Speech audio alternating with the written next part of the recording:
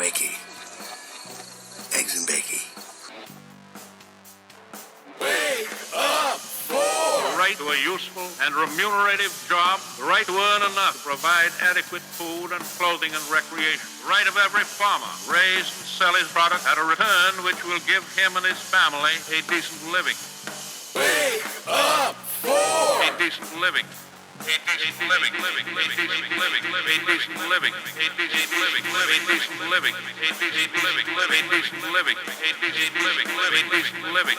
Wake up! The right of every businessman, large and small, to trade in an atmosphere of freedom, freedom from unfair competition and domination by monopolies at home or abroad. Wake up! The right of every family to a decent home, the right to adequate medical care, opportunity to achieve and enjoy good health, good health, good health.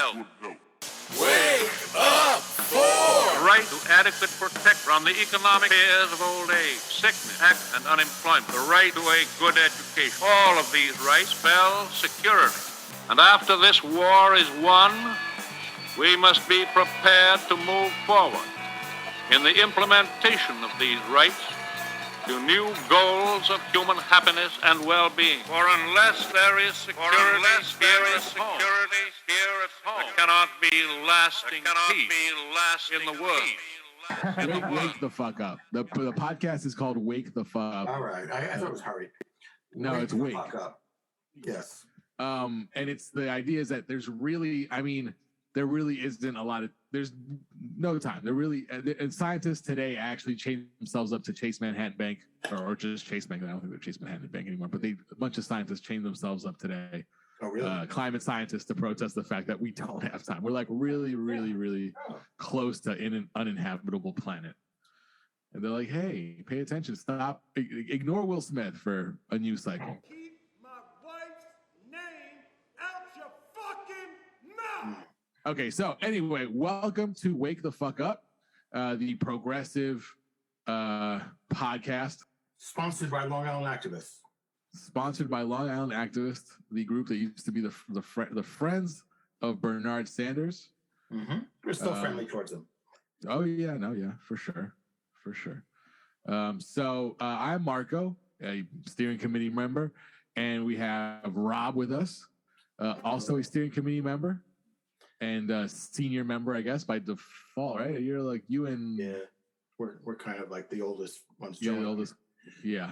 You and Joe, and we are joined by primary candidate for New York's 7th Senate District, Jeremy Joseph. Welcome to our second, whatever it comes after maiden voyage. This is that. Right. Oh, I'm glad to be here. Well, we're glad to have you. All right. Yeah. You can go. So, Jeremy, tell us a little about yourself. You grew up in Long Island? No, I didn't. I have to start off with my deep dark secret is that I'm not native. That's fine. Most Long Islanders aren't native either. All right, I'll give you the quick bio. So, born and raised in Houston, mostly lived in the suburbs. Did undergrad at University of Houston, grad school in Penn State, and floated around a little bit, taught for a year in DC, and then I moved to Long Island 10 years ago for a job. My first day on the job, I'm introducing myself, and I'm saying, oh, I just moved here. And everyone says, wait, you moved to Long Island? Who moves to Long Island? No one moves to Long Island. That's what I was saying. Everyone leaves. I was like, oh, I guess no one told me. So that was 10 years ago. I'm still here. I'm okay with it. It works for me. So I have access to the city and the conveniences of the suburbs. I live near a train station. I'm still here. So yeah. Fantastic. Yeah, man. What was your area of study in college? Yeah, in college, so I studied physics and math and threw in a lot of computer science. And I guess everything outside of school for me is music. Maybe Marco, you and I need to talk about that later. Oh, snap. Yeah. So I was playing in a lot of bands and things, and like, oh, how can you were playing in bands? Yeah. Tell me about this. What do you play? Candidate Joseph? What do you play? Yeah. Okay, so well, I'll go through the list. My first instrument was bassoon, and then I learned drums and guitar and bass along the way. Wait, bassoon is a double-reeded instrument, right? Correct. Yeah. Oh, I am so sorry for you. It was fine for me. I enjoyed the music. And yeah, playing in band and orchestra in high school, that was great for my formative years. I loved it. Sure, it's fun. It's a group activity. You see the power of the collective for sure. I got it. Oh yeah, definitely. And so yeah, I play like marimba, a few other things, but that's actually a big reason why I live on Long Island gladly, is because I cannot share walls. If I want to play drums in the middle of the night, I need to do it right now.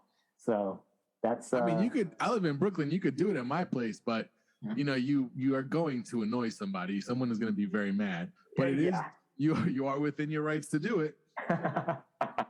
I prefer not to annoy my neighbors, but yeah. No, that you're considered for the feelings of others. That's great. Yeah. I should run for office. Wow.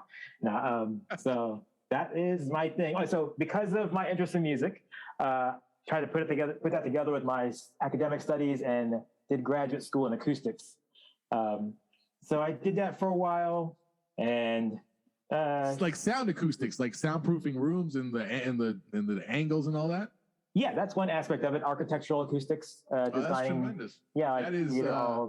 I have like soundproofing panels in my studio, but there's no science to it. I was like, I want to put some here, and a completely unscientific method of putting up sound panels in my studio. It does do the trick. It's dampen the sound. I don't get any complaints from the neighbors. Yeah, I got bass traps in the corners and all that, but there was no science to it.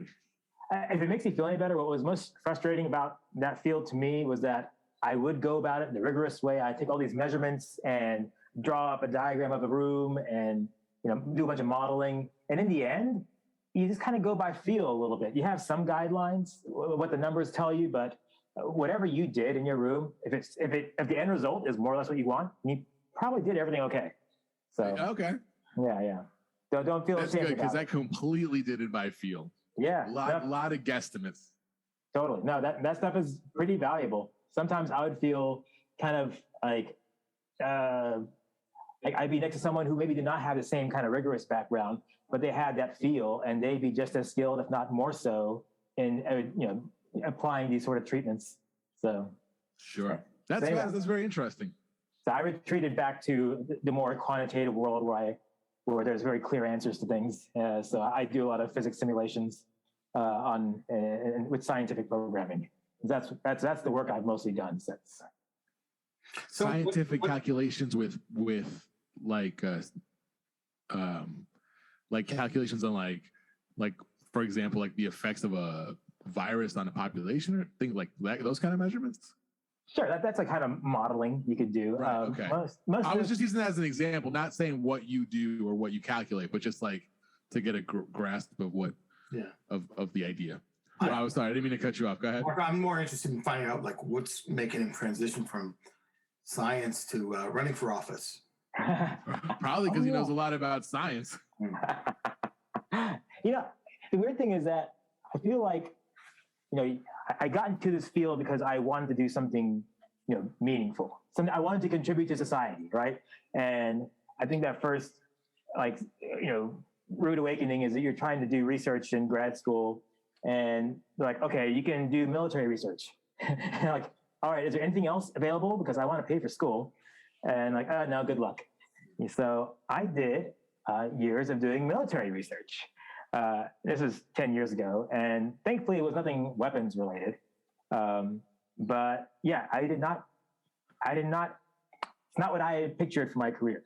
And even after having left that field, I would end up working in tech, working on things that, presumably were not really helping people. And so I guess this is what drove me into activism. This country does not reward meaningful work. Context here. I got an opportunity to do climate change research at a well-known lab in this country, and the pay would have been like a fraction of what I would get normally. but because this is something I believe in, right? I said, oh, I'm willing to do this. This is what I want to do. Their funding got cut. So even though this was something I wanted to do, something meaningful, even then, the opportunity wasn't there. So that really impressed on me that it's, I needed to take action outside of my career if I wanted to affect positive change, in our society. Mm-hmm. So that led me to DSA, which is kind of my political home. I started off being involved with New York City DSA, and then I realized, hey, I live in Nassau. I should be involved here, right? So got really involved with Nassau DSA for the past few years, and as well as getting involved with LI United, Transform Policing and Community Safety, which was is a coalition of, I guess, over 100 groups on the island focused on police reform and community safety. And that kind of grew out of the response to the murder of George Floyd. So both groups have been able to, participate and contribute to a lot of work I'm very proud of. Learned a lot along the way, made some friends. So yeah, all these things. And so, did I finish the story there? Yeah. Sure. Of your transition into politics from your scientific pursuits? Okay, so I guess I didn't finish. All right, so I guess being an activist or an advocate or community organizer, all of these things, we would, spread awareness about certain issues to the community. We would, demonstrate at certain events. We have everything in our toolkit, and inevitably, every one of these actions would hit a brick wall whenever we meet with our elected officials.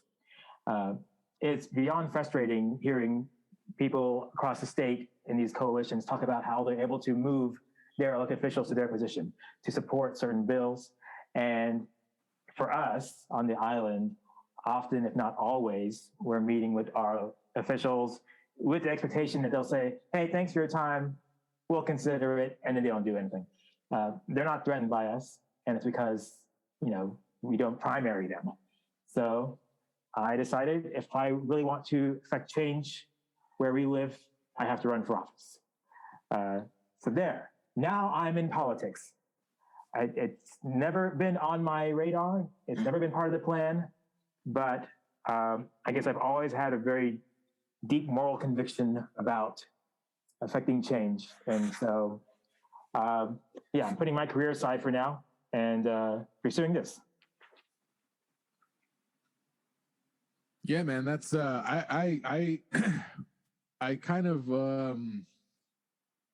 relate in a lot of ways. I mean, I've always been politically aware. My parents were very discussed, world affairs openly and to me in a way that like I could, that I would understand, and it affected a lot of my beliefs.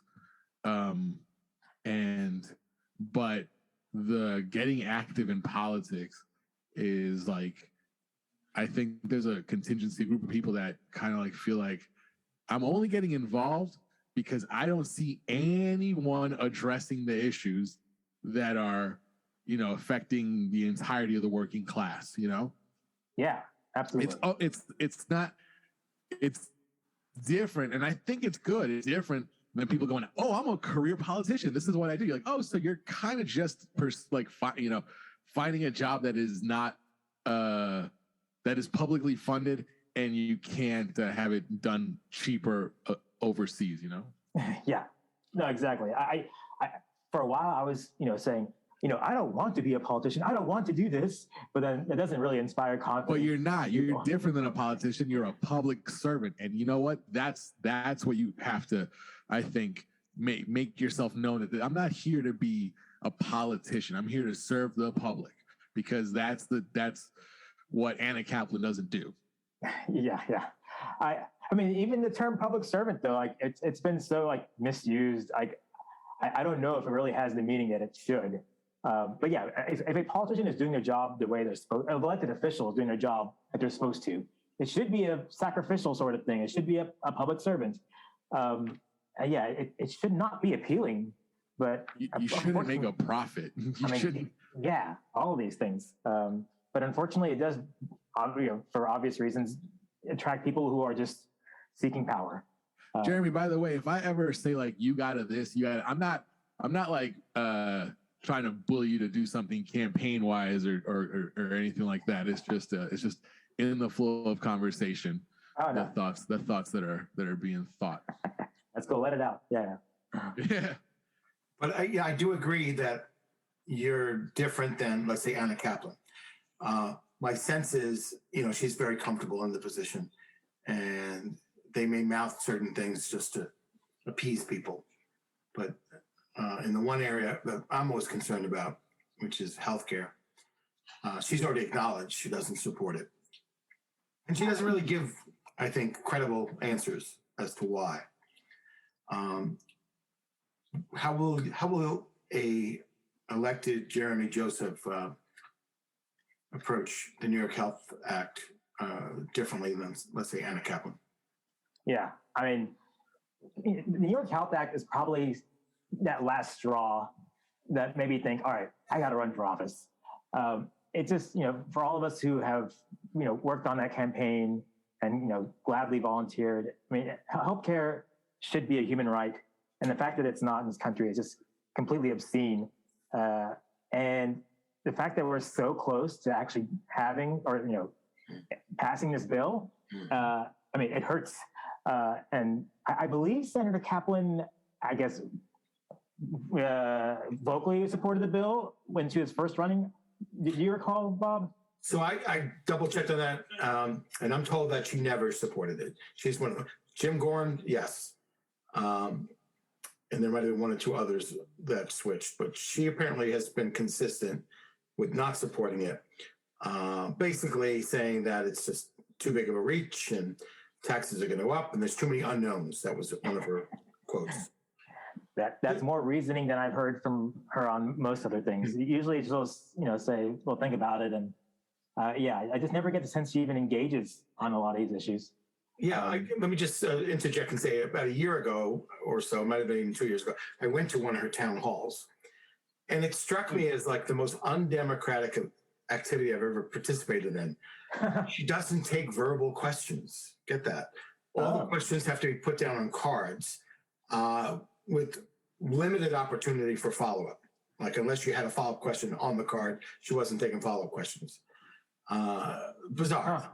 Yeah, Can I throw an idea? This thought of mine at you guys, because I think it speaks to that. Is I've always felt, not always, I thought about it one day, and I felt that like a big factor in corruption in government is that they're all together at a state capital, at the nation's capital. They're all together. So a way to maybe address the issue is have public officials, state senators voting from their home district via, like we're doing right now, via Zoom.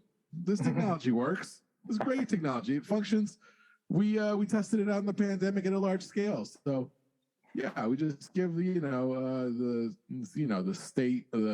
state government a secure line and we can see their voting, and then they have to go outside and talk to their constituents in real time. Yeah, you should not be allowed to be shielded from questions from your constituents. That's absolute bullshit. Yeah. That's cowardice. Absolutely. Even was it last week, Bob, that we were actually were you there? I'm trying to remember.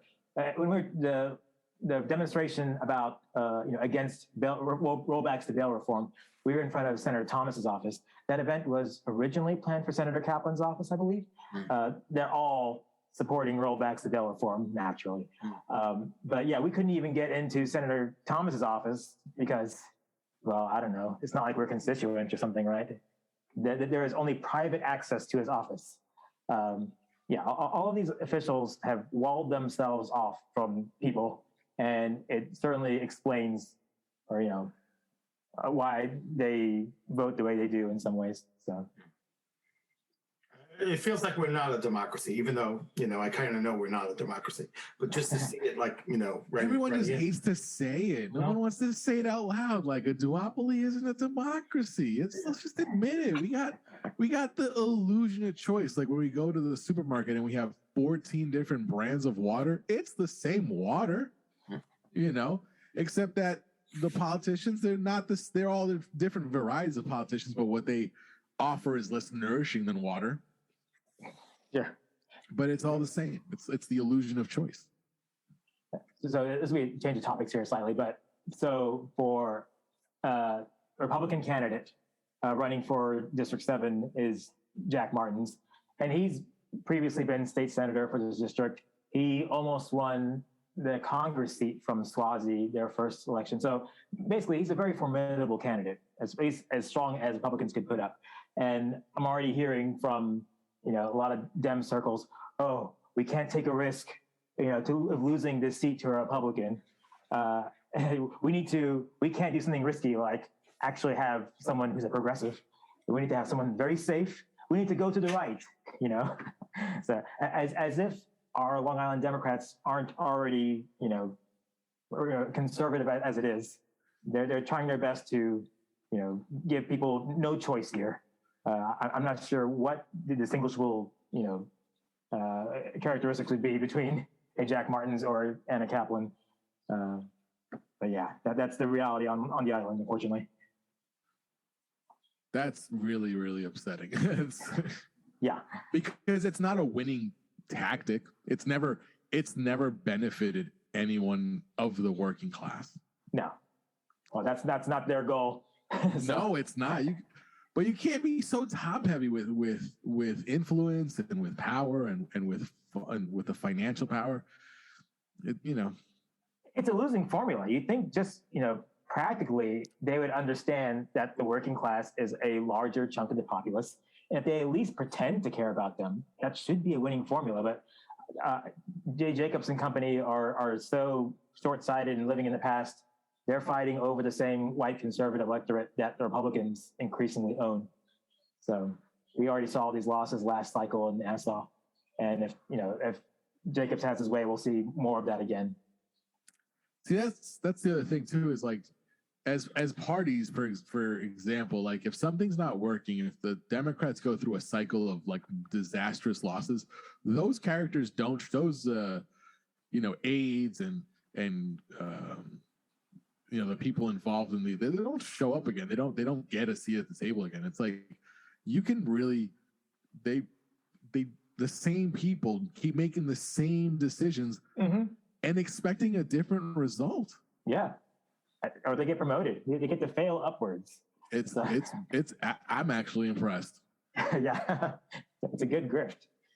Yeah. Shit, man, I wish I would have thought of it sooner. Yeah. So I guess. Pivoting back to me then. So So with all the canvassing, and introducing myself to prospective voters, obviously they're like, well, who are you? What are you standing for? And, depending on the area, the pitch is a little different. But, the main thing I'm selling is, hey, I'm supporting policies that will help working families. And, I think people don't even necessarily know how to respond to that. Like, wait, what does that mean? Like, you can actually do something that's, tangible. Actually help us. So I'm just repeating that over and over again until it kind of takes root.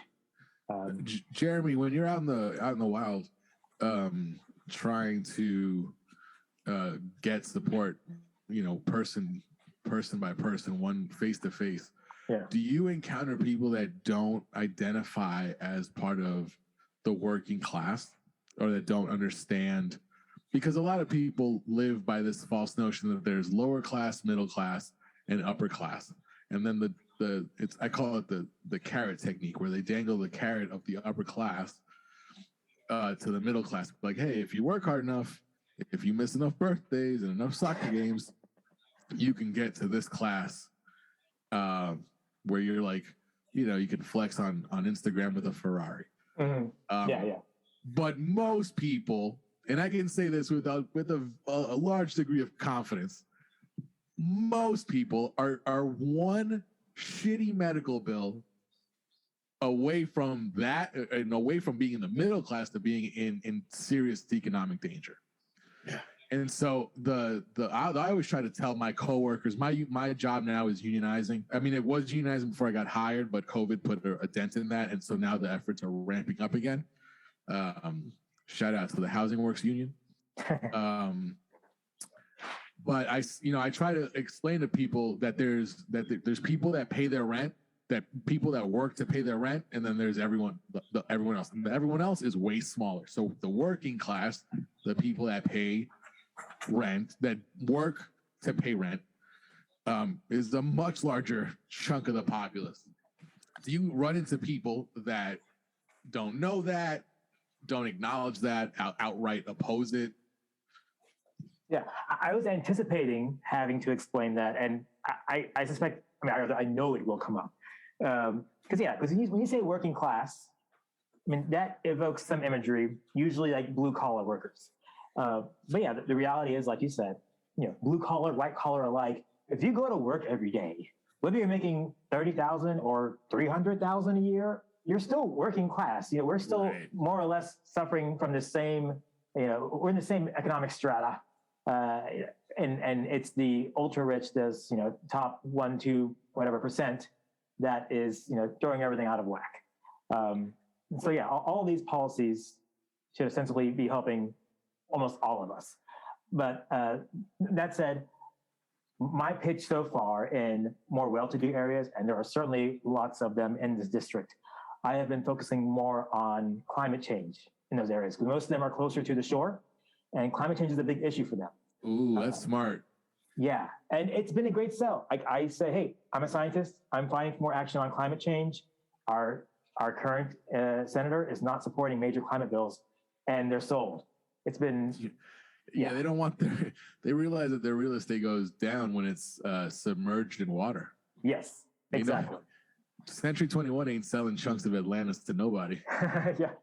So eventually I'll have to make, the argument that we are all the same, economic class. But for now, I'm, letting everyone know about, this main campaign platform plank of climate change action. But to your point, I mean, highlighting that we are all working class, that's going to be very central to this. And if being effective at that messaging will be, kind of fundamental to the success of this campaign if it is successful. So. I don't see how people can't understand that they are part of the working class. I mean, there's people that are in disbelief. I had an argument once with an ex because I said, hey, I'm a fan of history. I like seeing what happened because it's a good indicator of what could happen. Mm-hmm. And all our indicators right now are showing us that the U.S. is like on track to being a third world country. And she got so mad. You would have thought I blamed her for killing Kennedy. Like she got so pissed. Because it's hard for people to conceptualize that when you go to school and you to the flag and you do your salutes and you have your Veterans Day and your Memorial Day and they're like, hey, we defeated the Nazis. You're like, yeah, but that was a long time ago, and the gains of the New Deal, we're living off the fumes of that shit. So let's try to aim for something greater. And that reality is aggressive. Some people vehemently reject that. Yeah, it's understandable. It hurts your feelings to think of it like, what? We're like 42nd in education. Like, yeah, we are, because we don't invest in education. Yeah. No, that's the wildest part about our country to me is that, cost of living, cost of goods, everything has gone up so rapidly. Our wages have, worse than stagnating. They've gone down. Yeah. Kennedy Joseph, they said that if we sent it to be made, if we stopped making things in Ohio and in Kentucky and all that, if we sent it to have it made in China, it'd be cheaper. What happened? What happened to all that? Oh, so someone reaped the benefits of that. It wasn't us. Oh, fuck yeah, someone did. You'd think, the way to have these sort of oppressive changes is to do it so slowly no one notices. but this is not like a frog in boiling water. Like this has happened within our lifetimes. We've observed things get much worse, and people still are in denial about the conditions here. And the fact that politicians can get away without even addressing this is wild. So yeah. I see Chuck Schumer all the time at Prospect Park, and he's like shaking hands and kissing babies and all that shit. and I'm like, go to Canarsie, go to the deep part. Don't go. He lives right. He just walks over. He doesn't even have to walk. There's like I see they bring him in a van. I'm like, he lives a block away. Did you really have to? I mean, he's old, but like he can walk a block. Like you don't have to spend my taxpayer money to drive him a block. Like wow. And he's especially around like they have different events and. Jeremy, is there any plan on debating Anna? Oh, I'd love to. I suspect I will. Given you've seen her, well, let me think of how to phrase this. She has no incentive to debate, right? And so that's because right makes might. Yes, absolutely. So it's going to take a lot of external pressure to push her into a debate. And that means I'll have to gain a lot of momentum as a campaign for that to happen. You may have to do a picture blow up of her and debate the picture. I may, and yeah, I certainly want that to happen. I want a debate to happen. Somebody like role playing her in the background. Yeah, because when it comes to the issues, I mean, the distinction between us is very clear. And I've never even heard her really give a good defense of why she supports what she does and why she doesn't support what she doesn't. Touch on those issues where you differ. You've already talked about the New York Health Act. You talked about climate change. What about universal child care? Does she support that? Yeah, so universal child care was a initiative being pushed this year by Senator Jabari Brisport. And this is one of those things where I latched on immediately. Like, all right, this is something that should resonate with people in our district. So many, just to have a home in this district, you have to have a dual income family, and you're still having to pay. So like the average cost for a center-based childcare in New York is almost $20K per kid. Crazy. That's a lot. Like that should not be acceptable, right? And then so you have, parents, oftentimes mothers, who are forced to choose between, a career or staying home and take care of their kids because it's more cost effective. And that's horrible. No one should have to make that choice. Be forced into that choice, rather. And then on the flip side, childcare providers receive such low wages that 65% of them are eligible for government assistance, like food stamps or Medicaid. So we have this mismatch here. Mm-hmm. Families depend on childcare services that they can't afford, and childcare providers provide a service that they can't live off of. So this is a clear opportunity for the government to step in with subsidies and balance things out. So I'm still working through the state budget. We did secure some funding for universal child care, but certainly did not get everything we wanted. I do recall Senator Kaplan did not co-sponsor this bill. She is not supporting it. I have not been able to meet with her on this. I don't even know if she necessarily has a reason beyond just her usual stance of not wanting to do anything that it involves revenue. So, Jeremy, I think that Rob said something jokingly that is a brilliant idea, and that is to film a mock debate where you're not like intensely debating, but you're just explaining the differences between you and Anna Kaplan, and maybe put it on some cards that you hand out with your position, and you make it like scannable, so it takes people to a YouTube page of this mock debate, because it would be funny, and I think funny resonates everywhere. Sure. And also I think that if you show a sense of humor, that's another thing that these consulting groups tell these people must tell them to notch, or they're just naturally uncharismatic, because any of these corporate candidates, it's like the Stepford candidate. You know, they are drier than burnt toast. Yeah. Because like if you at least have the charisma of a popular position, you're like, all right, well, this person's, you know, whatever. I wouldn't hang out with them, but they're saying the things that I support. Boom. But then you're saying something I don't support. You're just this ineptitude of let's find bipartisan whatever they're trying to pull, whatever the scam is of centrism, and on top of that, they're not even like, you know what I'm saying? At least Obama had like charisma. Oh yeah, you know, for sure. So I think that showing a sense of humor is you know, you're show like this conversation, like you're a real dude having a conversation. We can, you know. She hasn't been, Marco, in primary like ever. She's been in power since 2018. One reflection I have when I was talking to people is not one person said, "Oh, I support Anna Kaplan. You know, I'm not going to sign this." Not one person. They all signed, and several of them said, "This is good. Primaries are good. Let's keep this process. Democracy. Primaries are great." But not one person voiced support for her. And primaries should be open. Yeah. Should be. Yeah. Primary, everyone always. That's should always have primary. There should be primaries all the time. Yeah. Because what they're doing when they skew it and when they make it this difficult, when they give you these quotas of numbers and all this shit to get on the ballot, what they're doing is they're trying to like tip the scales of a popularity contest, you know, because your positions and your actions make you either popular or unpopular, and they do everything in their power to make it, you know, to make it the narrowest, to make it the most difficult to get to voice your opinion. Yeah, it's a horrible barrier to entry.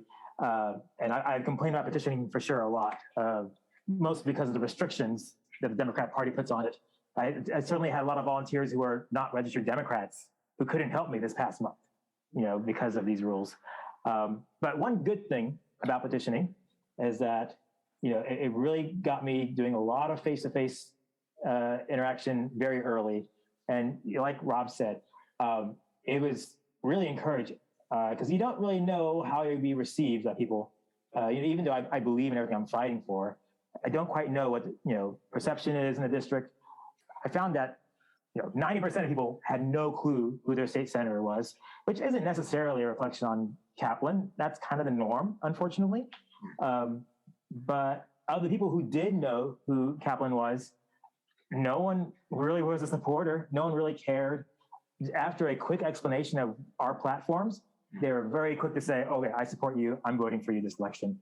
I can count on one hand. I had over 1,000 conversations. I can count on one hand how many actual Kaplan supporters I met, and they were mostly friends of Senator Kaplan. Like personal friends? Personal, or they had met her, you know, over the last. Like they're acquainted. Acquainted or friends, yeah. Oh, that's tremendous. Yeah. No, so this is all really encouraging. It's just, I'm to the point now where, you know, with enough exposure, I'm convinced that we'll win this race. So. I am happy to hear that, man. Yeah. It's all because Bob went out in Manor Haven for me. Thank you, Bob. We're actually looking to organize a few socials. I don't know if you know this. And at those socials, you know, we're inviting all our endorsed candidates to talk to the activists that are coming to it. Awesome. All right, I'm gonna hold you to that now. So. Oh, we are. Can we tell Anna Kaplan that it's a $7,000 per plate fundraiser for the ANC and see if she'll show up and just have the cameras rolling and be like, "Hey, answer some questions for your constituents." She has a lot of money to spend. Right now, I think they have about like 10 times how much money I have. So, not always about the money. I wish it wasn't, but it's not. But it's a factor. Yeah. So. Yeah. And yeah. Your last position on your palm cards talks about civil rights. Can you talk a little bit about why you have these positions and what do you hope to achieve? Yeah, so I guess that was a big catch-all for a lot of policies or a lot of legislation that we've been advocating for. So some of them was through LI United. So we've done a lot of advocacy at the county level, rather, trying to, you know, enact police reform or increase accountability. The police are accountable to themselves only. Yeah. And not much came of that, I know, because of Kinda. Yeah, exactly. Structure in place there. Exactly. Yeah. But the people's plan was pretty amazing, you know? Oh, absolutely. No, we're totally proud of that work. It's a great benchmark of like where we should be at minimum, right? And even if you were all this work we had to do at the county level, and there's still, I think, maybe 20 other police, municipalities in the county itself. There are so many different police departments. Yeah. It's all split up. So it's more effective, or at least more efficient to achieve some of these things at the state level. So there's qualified immunity, for example. There should not be a separate set of laws for police and elected officials. So that's one that we want to end. Now, didn't that end under Como? I remember there's being some change. Qualified immunity is still the law of the land, or the unspoken law of the land for the state. So I'm not sure. Think about that one later. But let's see. Another one was there's a clean slate bill. I support that one as well. What will that do? Clean slate. So oftentimes you have people who are formerly incarcerated. They come out and they're unable to secure jobs, education, or housing because of things on their record. And so clean slate would, if they've already paid their time for a crime, then they shouldn't be penalized for it afterwards. Gotcha. It used to be called erase the box, I think, because there was a box that you checked off. That was like, that would say, have you been convicted of a felony? And then you had a whole little section to explain.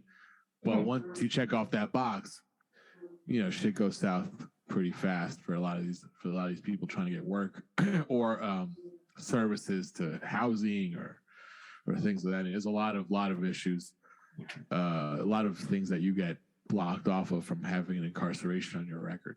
Yeah, I didn't know that's what they're previously called. That's good to know. I had a supervisor I used to work at a nonprofit in Long Island, and he had done time and he had gotten his education and his higher education, and he was in the middle of getting his master's when I met him. And he was a big advocate. He's been featured on Newsday. He's a very fascinating guy. His name is Halim Kaigas, and I would encourage everyone to check out his story on Newsday, because it's proof that you can give and he had to fight for the things that would put him in the place to succeed, but he had enough discipline and foresight and knowledge that he would have to he knew what he needed to succeed, or what he would need, and he pursued those things, but it was not easy, neither one of us is at that nonprofit anymore, but he's still in the nonprofit world in a higher role, and he keeps succeeding. He keeps pursuing higher education and and working on so it's a possibility. You just have to have the support system present, and that's what's not there. After that happens to a lot of people, it's like, we used to work with reentry people that were trying to re-enter society after being incarcerated. It's a bitch, man. It's not easy. I bet. Yeah. Wait, what's this guy's name again? His name is Halim Kaigas. I could send you his information later. Okay. Yeah. I don't know if he'd be interested in discussing anything, but yeah, I'll try to find the article and send it to you too. Yeah, that'd be good. He's a good, really good person. Any closing thoughts, Jeremy? Anything? Any events you want to promote? No events quite yet. I'm still recovering from month number 1 and trying to plan the next few months. When will you learn about the petitioning numbers and stuff? I'll be going to the Board of Elections tomorrow and checking on the status, but I don't really know. The process is pretty opaque to me, and I suspect that's on purpose. So yeah, I'll be surprised if I'm not challenged. I'm the only person primarying an incumbent in Nassau County, which is so sad. They all should be primaried. Yeah. And so you can be assured that the Democratic Party is not going to deal with what they deem an unnecessary primary. So maybe they underestimate you and they just let it slide. They're like, this is nothing. It'll be great practice. And then I'm hoping. Pull that Rocky too, man. You pull that Rocky too, and hell yeah. listen, man, you got to believe. I You're eating your eggs. You're doing your jogging your miles. You're putting the footwork. You got this. I'm internally optimistic, and externally, I always look like I'm. Jared B, you know, as an endorsed candidate, you can post as much as you want to our platforms. I got permission to spam. You got not spam, but you know, if you need help canvassing, whatever it is, you know, just put it out there. All right, I definitely will. It's been really encouraging seeing how much excitement there is about the campaign, even from people outside of activist circles. You know, people on the street, people I'm knocking doors on. It's like, hey, how can I help? How can I donate? So these are all good signs. It's on us to mobilize people and organize us in a way that will be effective. And I definitely expect Long Island activists of all groups to show up. Because we're all fighting for the same things. So I definitely want to grab people, especially ones who are out here in District 7. Because this won't happen. We don't have the huge bank account. We have the people. And so as long as everyone is down to show up, I'm optimistic. And we're optimistic for you as well. Thank you. Thank you for agreeing to be interviewed. Marco, you have any final thoughts? No, man, just thanks for coming through, and thanks for chatting with us, and being very candid, and you know, all the things that I think are valuable in someone running for public office. Yeah, man. I mean, I wish you the best of luck, and you have my support and the support of the rest of LIA, and we just hope to see that support grow. Yeah, thanks so much, guys. It was great being on. Eggs and bacon.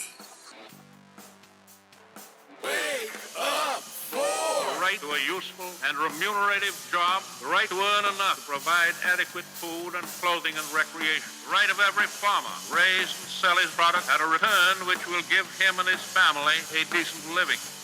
wake up, A decent living. A decent living. A decent living. A decent living. A decent living. A decent living. A decent living. A decent living. A decent living. A decent living. wake up, The right of every businessman, large and small, to trade in an atmosphere of freedom, freedom from unfair competition and domination by monopolies at home or abroad. wake up, The right of every family to a decent home, the right to adequate medical care, opportunity to achieve and enjoy good health, good health, good health. wake up, The right to adequate protection from the economic fears of old age, sickness, and unemployment. The right to a good education. All of these rights spell security. And after this war is won, we must be prepared to move forward in the implementation of these rights to new goals of human happiness and well-being. For unless there is security here at home, there cannot be lasting peace in the world.